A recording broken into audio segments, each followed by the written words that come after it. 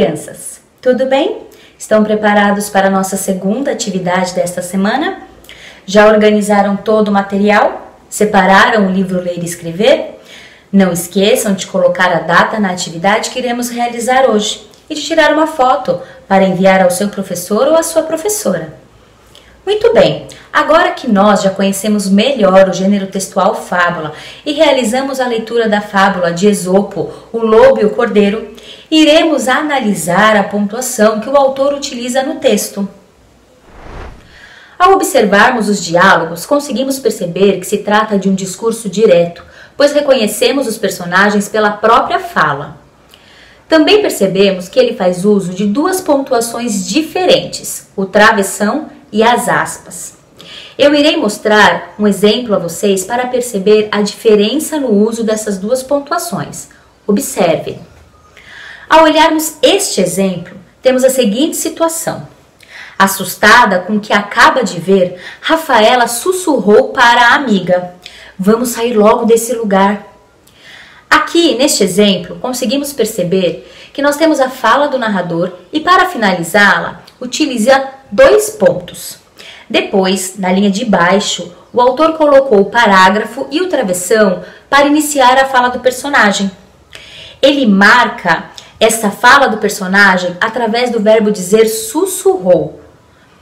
Porém, neste segundo exemplo, nós temos a mesma situação, mas a pontuação foi alterada. Temos novamente a fala do narrador, que é finalizada através dos dois pontos. Mas para demarcar a fala do personagem, o autor utilizou as aspas. Observe que a fala do personagem está na mesma linha que a fala do narrador. Ele também faz uso do verbo dizer sussurrou para anunciar a fala do personagem. Nestas duas situações, nós temos o discurso direto, pois percebemos o personagem através da própria fala, mas foi utilizada pontuações de formas diferentes. Agora é a vez de vocês. Irão observar as pontuações que o autor utiliza nos diálogos. Lá no item 1, deverão grifar e marcar as pontuações que antecedem a fala do lobo e do cordeiro. Já no item 2, letra A, vocês irão escrever quais são essas pontuações utilizadas e depois explicar como elas foram utilizadas. Observem o exemplo para entender melhor. Aqui neste exemplo, eu coloquei qual foi o ponto que antecedeu a fala do personagem e expliquei de qual forma ela foi utilizada. Qual verbo de dizer antecedeu ela? Vocês farão a mesma coisa. Façam com calma, não tenham pressa. Vale lembrar que nós conversamos sobre os verbos de dizer lá na semana passada. Falamos que o verbo de dizer é aquele verbo que anuncia a fala do personagem, que mostra que o personagem vai começar a falar. Caso você não lembre, retorne à aula da semana passada e realize uma revisão. Você também pode buscar ajuda com o professor ou a professora pelo meio de comunicação disponível pela sua escola.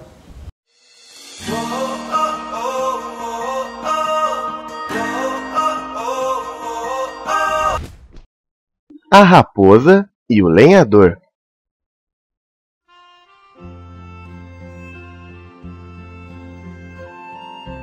Existia um lenhador que acordava às 6 horas da manhã e trabalhava o dia inteiro cortando lenha.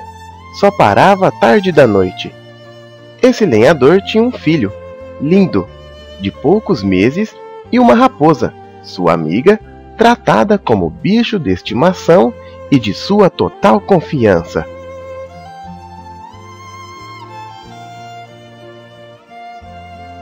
Todos os dias, o lenhador ia trabalhar e deixava a raposa cuidando de seu filho.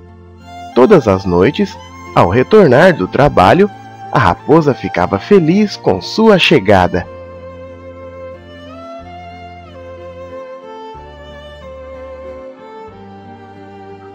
Os vizinhos do lenhador alertavam que a raposa era um bicho, um animal selvagem, e, portanto, não era confiável.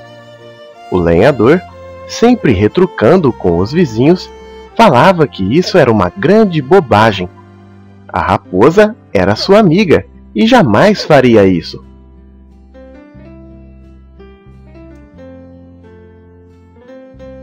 Os vizinhos insistiam. Lenhador, abra os olhos, a raposa vai comer seu filho. A raposa, quando sentir fome, comerá seu filho.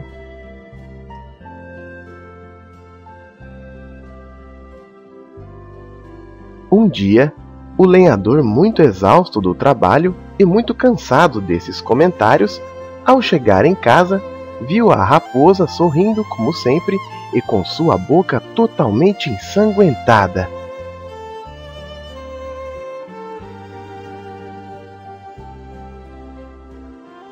O lenhador suou frio e, sem pensar duas vezes, maltratou e expulsou a raposa de sua casa, dizendo-lhe para nunca mais voltar.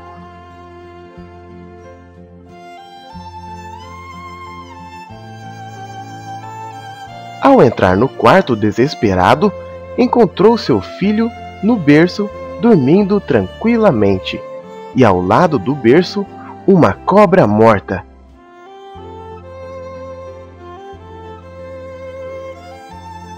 O lenhador deixou seu filho com a vizinha e, arrependido, se enfiou na floresta noite adentro à procura de sua amiga que arriscou a vida para proteger seu filho.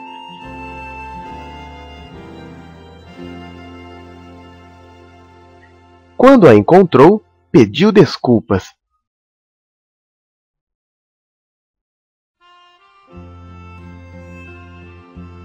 E os dois voltaram felizes para casa.